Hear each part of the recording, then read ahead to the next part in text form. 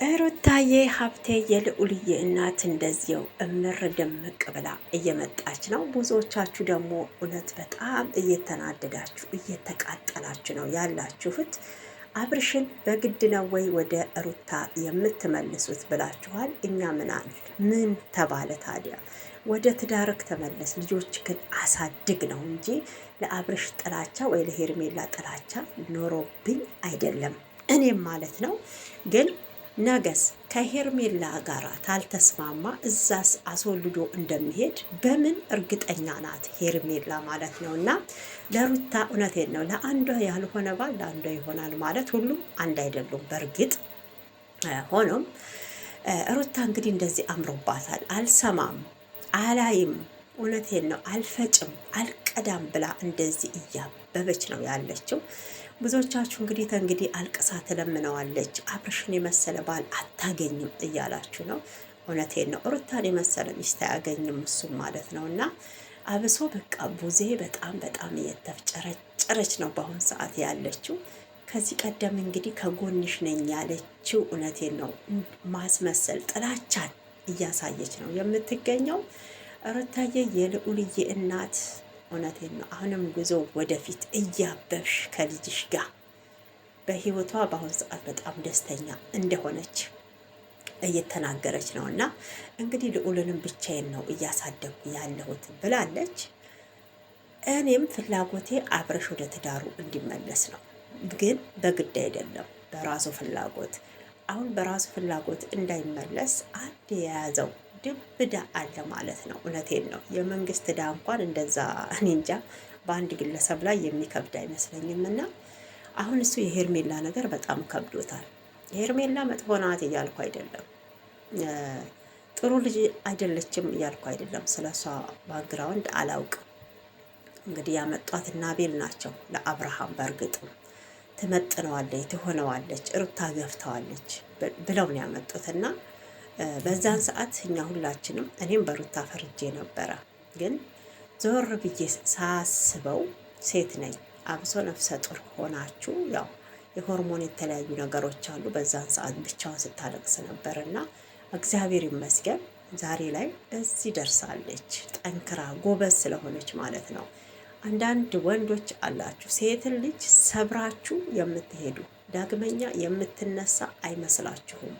በዛ ወድቃ የምትቀር ነው የሚመስላችሁና እሱ አሁን ወድቆ መነሳትን ምን ብቻ አንዳንድ ሰው ጥሏችሁ ሲሄድ እውነቴን ነውና ያለቅ ለቅሷችሁ ወደ ደስታ ነው የሚቀየረው።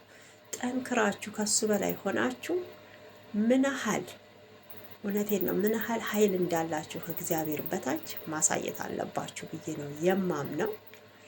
በየቤቱ እንግዲህ ብዙዎች ተገፍተው እያለቀሱ ያሉ እናቶች እህቶቻችን አሉና እውነቴን ነው። ምን ችግር አለው ታልተስማሙ ተለያይተው ቢኖሩ? አዎ ታልተስማሙ እኮ ችግር የለውም፣ ተለያይተው መኖር ይችላሉ። አብርሽ ግን እኮ እየማገጠ እየወሰለተ የነበረው ሰማንያቸው ሳይፈርስ ነው እናውቃለን። እሱም ለትዳሩ ሰማንያው እንዳይፈርስ ብዙ ታግሎ ነበረ። እስከ ፍቺ አልፈርምም እስከ ማለት ደርሶ ነበር። ግን መጨረሻ ላይ ያው ከአቅም በላይ ሲሆን ፈርሟል ማለት ነው። ብዙዎቻችንም ከዚህ በፊት ሩታን በሰራችው ቪዲዮ ልክ አይደለም ብለናል።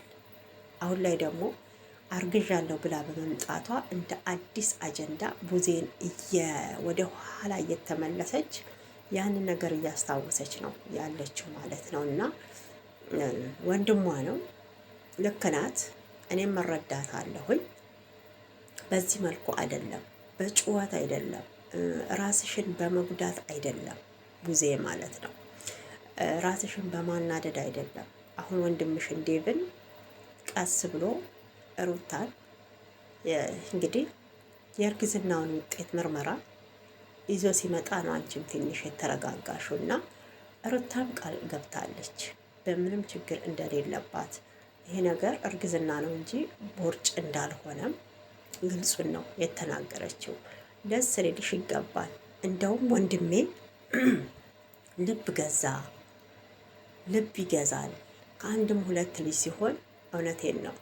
በፊት በቃ ዝም ብሎ እዚህም እዛም የሚዘለው ሊሰበሰብ ይችላል። የሁለት ልጆች ኃላፊነት አለበት፣ የራሱንም ኃላፊነት አለበት ብለሽ ልታስቢ። በቃ ቤተሰብ ፋሚሊ እየሰፋ ነው የመጣው።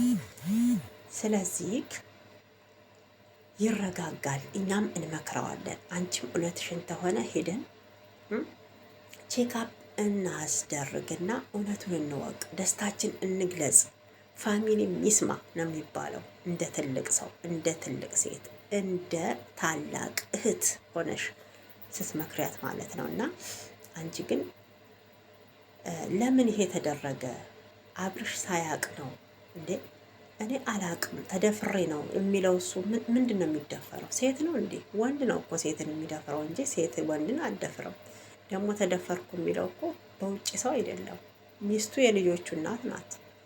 አገር የሚያውቀው ፀሐይ የሞቀው ዓለም የሚያውቃቸው ነው። ስለዚህ ምናልባት በዛን ጊዜ ይሄ ነገር ተከስቶ ተሆነ ወንድምሽንም አረጋግተሽ ሩታንም ፊት ለፊት አምጥተሽ ማጋፈጥ ነው ማለት ነው። እና እሷን ብቻ ጠርተሽ እንደዛ አንቺ ራስሽን እስከምትጎጂ፣ እውነቴን እኮ ነው እንዴ፣ ጸጉርሽ ይሄ ከፊትሽ ያለው እንዲቆሞ ብን እስከሚል ንፋስ እስከሚያውለበልበው ማለት ነው። ቀይ ቀለሙ ቀይ ቢጫ ቀለሙ ይቀርታና ይህን ያህል ባትናደጂ፣ ወንድምሽን ተሰብስቦ ለሩታ ብቻ ሳይሆን አሁን ለምታጋቢው ለሄርሜላ ራሱ ተሰብስበው ቁጭ እንዲል ነው።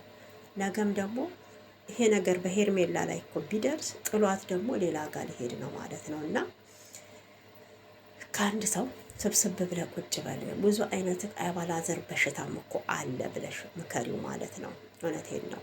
ያው ማንም ሰው የራሱ የሆነ ሰው ሲጎዳ አይፈልግም። ትክክል ናት ቡዜም ማለት ነው። በአንድ ጎን ስታስቡት ሩታም ደግሞ እንግዲህ እየተጨቃጨቁ ቢሆንም እንግዲህ እኛ እናውቅም፣ ከካሜራ ጀርባ ያለውን የምናውቀው ነገር የለም። እኛ የምናውቀው ፊት ለፊት ካሜራ ላይ የቪዲዮ ላይ የምናየውን ነው የምንፈርደውና ይህን ነገር ደግሞ በቃ ስንቱን ልጅ አጥቶ እያለቀሰ ይገኛል።